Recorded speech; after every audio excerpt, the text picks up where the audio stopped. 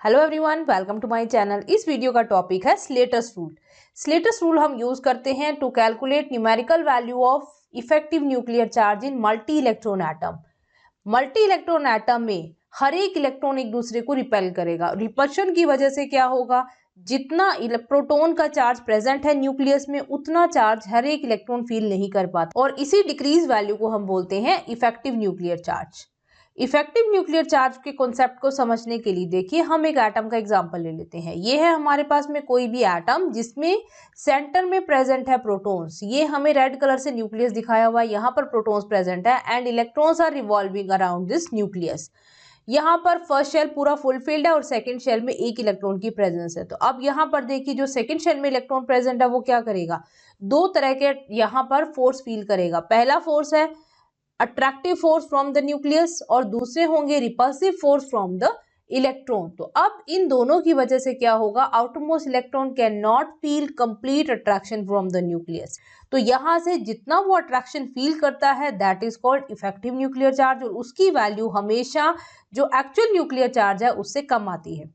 इसे कैलकुलेट करने के लिए फॉर्मूला है Z effective is equal to Z minus S, where Z is atomic number और number of proton in the nucleus and S is screening constant। Screening और shielding क्या हो जाएगी, यहाँ से देखिए ये जो इनर इलेक्ट्रॉन्स है वो रिपेल कर रहे हैं आउटरमोस्ट इलेक्ट्रॉन को, तो we can say that they are creating a shield और स्क्रीन अराउंड द न्यूक्लियस। तो ये वाली स्क्रीनिंग या शील्डिंग होने की वजह से ही outermost electron complete attraction feel नहीं कर पाता। इसी की वजह से न्यूक्लियर चार्ज की वैल्यू डिक्रीज होगी, जिसे हम इफेक्टिव न्यूक्लियर चार्ज बोल रहे हैं। तो अब आप देखिए, इफेक्टिव न्यूक्लियर चार्ज कैलकुलेट करने के लिए हमें चाहिए स्क्रीनिंग कांस्टेंट की वैल्यू, और स्क्रीनिंग कांस्टेंट की वैल्यू कॉन्फ़िगरेशन पे डिपेंडेंट होगी। मल्टी इलेक्ट्रॉन सिस्टम में स्क्रीनिंग कांस्टेंट किस तरह से निकाला जाएगा, इसके लिए कुछ स्टेप्स हैं। फर्स्ट स्टेप, हमें लिखना है इलेक्ट्रॉनिक कॉन्फ़िगरेशन।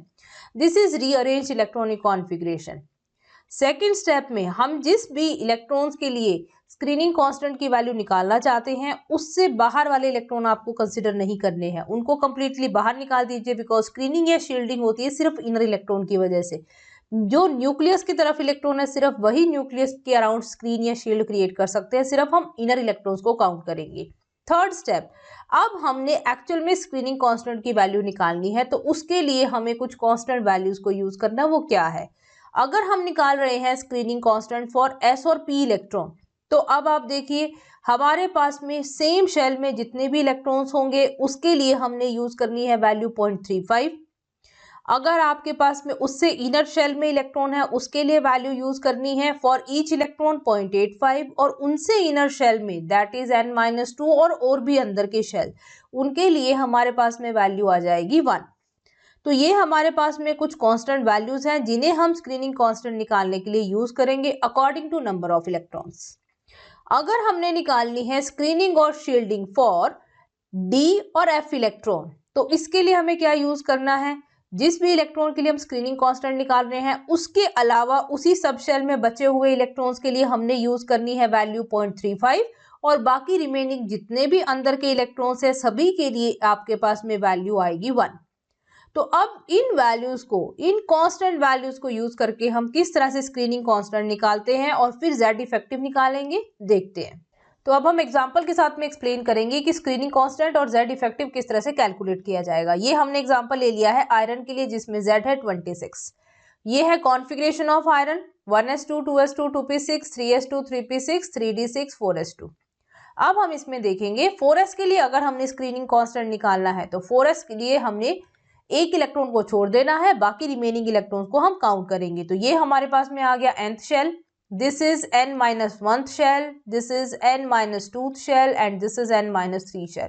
अब हम कांस्टेंट वैल्यूज को मल्टीप्लाई करवाएंगे नंबर ऑफ इलेक्ट्रॉन से। तो देखिए किस तरह से नंबर ऑफ इलेक्ट्रॉन से मल्टीप्लाई होंगे। सबसे आउटर मोस्ट शेल में कितने इलेक्ट्रॉन रह जाएंगे, एक को हमने छोड़ दिया है तो 1 इलेक्ट्रॉन, और इसको मल्टीप्लाई करवाना है 0.35 से, प्लस N-1th में कितने हैं, N-1th में है टोटल 14 इलेक्ट्रॉन, और इनको मल्टीप्लाई करवाना है 0.85 से, और बाकी रिमेनिंग जितने भी इनर शेल है सभी के लिए हमने काउंट करनी है 1 वैल्यू, एंड उसके लिए टोटल नंबर ऑफ इलेक्ट्रॉन हमारे पास में आ गए हैं 10। अगर इन सबको सॉल्व कर दिया जाता है देन वी गेट वैल्यू 22.25। तो ये हमें मिल गई है स्क्रीनिंग कांस्टेंट की वैल्यू फॉर 4s इलेक्ट्रॉन। तो स्क्रीनिंग कांस्टेंट आ गया 22.25, और अब हम इससे अगर Z इफेक्टिव निकालना चाहते हैं तो Z इफेक्टिव की वैल्यू कितनी आ जाएगी हमारे पास 26 माइनस 22.25। तो यहां से हमें मिलेगा ओनली 3.75 इफेक्टिव न्यूक्लियर चार्ज। ये आयरन में सबसे लास्ट इलेक्ट्रॉन जो फील करते हैं इफेक्टिव न्यूक्लियर चार्ज उसकी वैल्यू है। नेक्स्ट, अगर हम इसी कॉन्फ़िगरेशन में 3D इलेक्ट्रॉन्स के लिए स्क्रीनिंग कांस्टेंट की वैल्यू निकालना चाहते हैं तो 4s को तो हमें कंसीडर ही नहीं करना, उसको तो हम कंप्लीटली क्रॉस ही कर देते हैं। तो ये हमने कंसीडर करने हैं like this is nth sub shell. और अब इसके बाद में क्या करना है, बाकी रिमेनिंग सभी के लिए हम n-1 शेल कंसीडर करेंगे। सभी इनर इलेक्ट्रॉन्स के लिए एक ही वैल्यू काउंट होती है, इसलिए अब आप उनको सिंगल एक ही यूनिट की तरह कंसीडर करेंगे। तो यहाँ पर देखिए डी में एक इलेक्ट्रॉन को छोड़कर बाकी रिमेनिंग हमारे पास बचे 5। तो यहाँ पर देखिए किस तरह से काउंटिंग होगी, हम लेंगे यहाँ पर s की वैल्यू के लिए 5 मल्टीप्लाइड बाय 0.35 और बाकी सभी रिमेनिंग इलेक्ट्रॉन्स को एक ही तरह कंसीडर करना है। तो बाकी रिमेनिंग कितने बच गए हमारे पास 18 इंटू 1। यहां से हमारे पास में वैल्यू आ जाती है 19.75। This is S for 3D electron 19.75। तो यहां से Z इफेक्टिव की वैल्यू कितनी हो जाएगी, अब देखिए तो Z इफेक्टिव बनेगा 26 माइनस 19.75 दैट इज 6.25। तो ये आ गया है फॉर 3D इलेक्ट्रॉन्स। अब हम करते हैं, मान लीजिए उससे अंदर जो हमारे पास में प्रेजेंट है हम ले रहे हैं फॉर 3s3p, इनके लिए निकालना है। तो देखो 3s3p के लिए तो हमें निकालना है, तो इनको हम nth की तरह कंसिडर करेंगे। इससे अंदर वाला ये सेकंड शेल हो जाएगा n-1 and this is n-2। अब इनको हमने कंसिडर नहीं करना है तो इनको क्रॉस कर देते हैं बिकॉज वो बाहर की तरफ प्रेजेंट है। तो यहाँ से हम अब s कैलकुलेट करेंगे। तो s कैलकुलेट करने के लिए देखिए क्या आ जाएंगे, एक इलेक्ट्रॉन को छोड़कर रिमेनिंग यहाँ पर कितने बचेंगे हमारे पास में 7।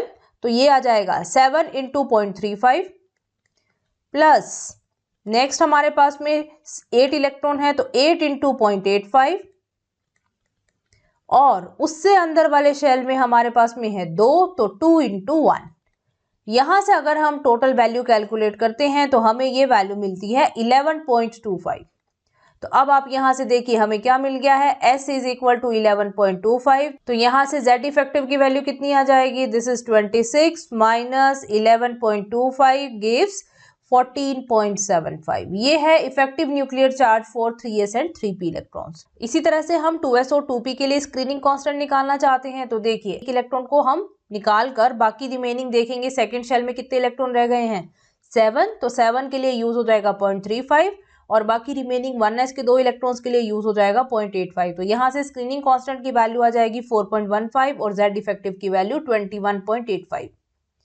अब लास्ट केस आता है कि अगर हम 1s वाले इलेक्ट्रॉन्स के लिए निकालना चाहते हैं स्क्रीनिंग कांस्टेंट की वैल्यू। तो 1s में देखिए खास बात होती है, 1s में से एक इलेक्ट्रॉन निकाल देंगे तो रिमेनिंग के लिए हमने स्क्रीनिंग कांस्टेंट की वैल्यू लेनी है 0.30।